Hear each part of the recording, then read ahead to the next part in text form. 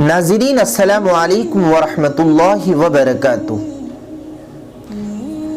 आज हम बात करेंगे खलीफा दोम हज़रत उमर इब्नुल ख़त्ताब रज़ियल्लाहु अन्हु के बारे में।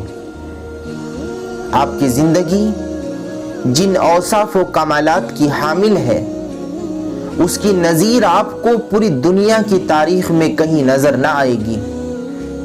अल्लाह ताला ने आपको ऐसे औसाफ व कमालात अता किए थे कि अल्लाह के नबी सल्लल्लाहु अलैहि वसल्लम ने आप ही के बारे में फरमाया कि मेरे बाद अगर कोई नबी होता, अगर किसी शख्स को नबी बनाया जाता तो वो उमर रज़ियल्लाहु अन्हु को नबी बनाया जाता, इसलिए कि उनके अंदर एक नबी वाले कमालात और औसाफ मौजूद थे। लेकिन इतने बड़े इंसान, इतने अजीम इंसान, अरब व अजम के हाकिम, एक बेमिसाल शहंशाह, लेकिन उसके बावजूद सादगी का आलम यह था कि आपके कपड़ों पर, आपके लिबास पर बेशुमार मकामात ऐसे होते कि जहां पर चमड़े के पेवंद लगे हुए होते थे। हजरत ज़ैद इब्न साबित रज़ियल्लाहु अन्हु खुद बयान फरमाते हैं कि मैंने एक मर्तबा आपके लिबास पर पेवंद को गिनना चाहा, और आपके लिबास पर मैंने जब पेवंद को शुमार किया कि कितने मकामात पर आपके कपड़ों के पेवंद हैं, तो मैंने 17 मकामात ऐसे देखे जहां आपके जिस्म के कपड़ों पर पेवंद लगे हुए थे। और अपनी जिंदगी में कभी अपने दस्तरखान पर 2 सालन जमा ना होने दिए। एक मर्तबा आपकी साहिबजादी हजरत सफिया रज़ियल्लाहु अन्हा ने सालन के ठंडा होने की वजह से आपके उस सालन में हल्का सा घी डाल दिया, तो आप नाराज हो गए और फरमाए एक ही बर्तन में 2 सालन जमा कर दिए। क्या जिंदगी थी मेरे भाइयों, कितने अजीम इंसान थे ये लोग। और एक बार तो फरमाया कि अगर हिसाब का डर ना होता, अगर अल्लाह के सामने हिसाब देने की फिक्र ना होती, तो दिल चाह रहा था कि भुना हुआ गोश्त खाता। मेरी तबीयत चाह रही थी कि मैं भुना हुआ गोश्त खाता। और जिस वक्त मक्कतुल मुकर्रमा से मदीने का सफर करते, जो लोग वहां गए हैं, जिन लोगों ने मक्का से मदीने का सफर किया है, वो जानते हैं कि कितना लंबा रास्ता है, कितनी तवील मुसाफत है। तो उस पूरे सफर के अंदर आपके लिए कोई खीमा नहीं लगाया जाता था, कोई भी खेमा नहीं होता था कि जिसमें आप आराम करें, बल्कि आप जब आपको आराम फरमाना होता तो कीकर के दरख्त के साए में लेट जाते और चमड़े का बिस्तर आपके लिए बिछा दिया जाता। यह आपकी जिंदगी की सादगी का आलम था। और एक मर्तबा आपके जमाने में कहत पड़ा और 9 महीने तक वो कहत का सिलसिला जारी रहा। इस पर आपने घी खाना, गोश्त खाना, सब कुछ छोड़ दिया और फरमाया कि गुरबा को मयस्सर ना हो, गरीब लोगों को ये चीजें हासिल ना हो और मैं इनको खा लूं। और कसम खाई कि जैतून के तेल के सिवा कोई चीज रोटी से नहीं खाऊंगा। हत्ता कि जैतून का तेल ज्यादा इस्तेमाल करने की वजह से आपके चेहरे पर उसका असर पड़ गया था। और इसी कहत में दुआ फरमाते, ऐ अल्लाह मेरे हाथों उम्मत को हलाक ना फरमाना। घरों में जाते, लोगों से उनकी जरूरियात दरियाफ्त फरमाते और ताकीद फरमाते, अपनी जरूरियात मुझसे बयान करो, अपनी परेशानी मुझसे शेयर करो। और रोने की हालत ये थी, गिरिया वजारी की वजह से चेहरे पर आंसू की 2 सियाह लकीरें बन गई थी। इस कदर रोते अल्लाह के खौफ से, इस कदर रोते के पीछे 3 सफों तक रोने की आवाज जाती। और बाज रिवायत में आया है कि आप कुरान करीम की बाज आयत पर इतना रोते कि दम घुटने लगता।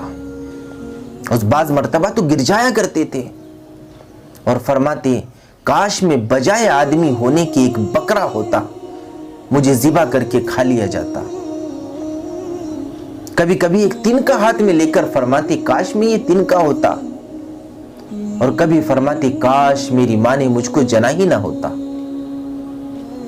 لوگوں سے فرمایا کرتے تھے کہ تمہاری دنیا کو نقصان پہنچ جائے یہ اس سے بہتر ہے کہ تمہاری آخرت کو نقصان پہنچے۔ یتیموں بیواؤں کے لیے چمڑوں کے تھیلوں میں آٹا بھر کر اپنی کمر پر لاد کر لے جاتے، اور کوئی درخواست کرتا کہ ہم اٹھا لیں تو فرماتے قیامت میں میرے گناہوں کا بوجھ بھی اٹھا لو گے کیا؟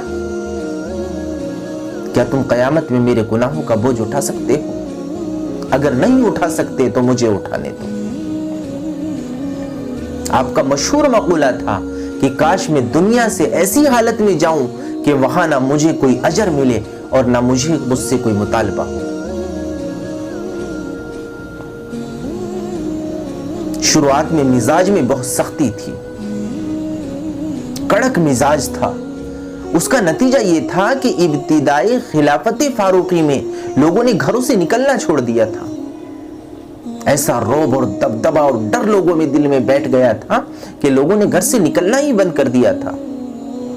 جب آپ نے یہ حالت دیکھی کہ لوگ خوف کھا رہے ہیں، لوگ ڈر رہے ہیں، تو آپ نے ایک طویل خطبہ دیا اور اس میں فرمایا اے لوگوں، میں اس وقت تک نرم تھا جب تک کہ تم میں حضور اکرم صلی اللہ علیہ وسلم اور ابو بکر جیسے عظیم مرتبے کے انسان موجود تھے اور وہ مہربان تھے۔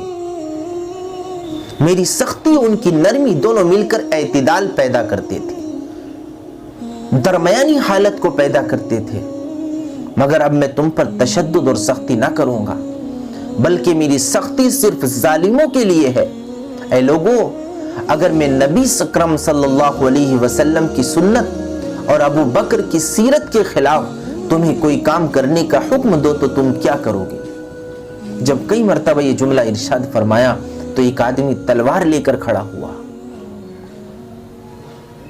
اور ہاتھ سے اشارہ کر کے فرمایا فعلنا ہاکذا، یعنی ہم تلوار سے آپ کا سر اڑا دیں گے۔ اس جملے کا آپ پر ذرہ برابر بھی اثر نہ ہوا، بلکہ خوش ہوئے۔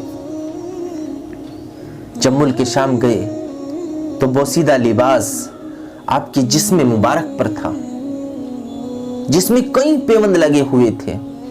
عرض کیا گیا آج یہود و نصارہ کے بڑے بڑے علماء زیارت کرنے آئیں گے، ان کو کیا خیال گزرے گا؟ فرمایا ہمیں اللہ نے اسلام کے ذریعے سے عزت دی ہے، لباس اور کپڑوں کے ذریعے سے عزت نہیں دی۔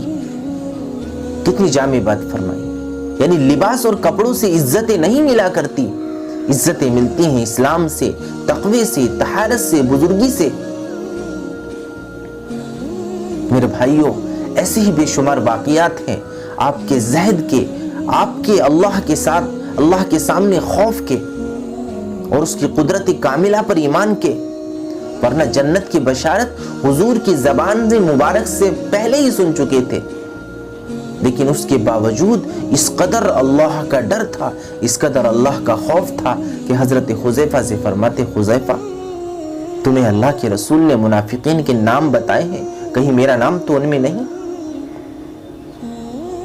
تو ناظرین، یہ چند ایسے اہم پہلو تھے جو حضرت عمر رضی اللہ عنہ کی زندگی کی جن کو بیان کیا گیا۔ انشاءاللہ بہت جلد آپ کے قیمتی ملفوظات کو بیان کیا جائے گا اور آپ کی قیمتی ان باتوں کو بیان کیا جائے گا کہ جو زندگی میں اگر ہم ایک چیز بھی لے آئیں تو ہماری زندگی میں 4 چاند لگ جائیں۔ جو باتیں بیان کی گئی ہیں اللہ تعالیٰ ان پر ہمیں عمل کی توفیق عطا فرمائے۔ وما علینا الا البلاغ۔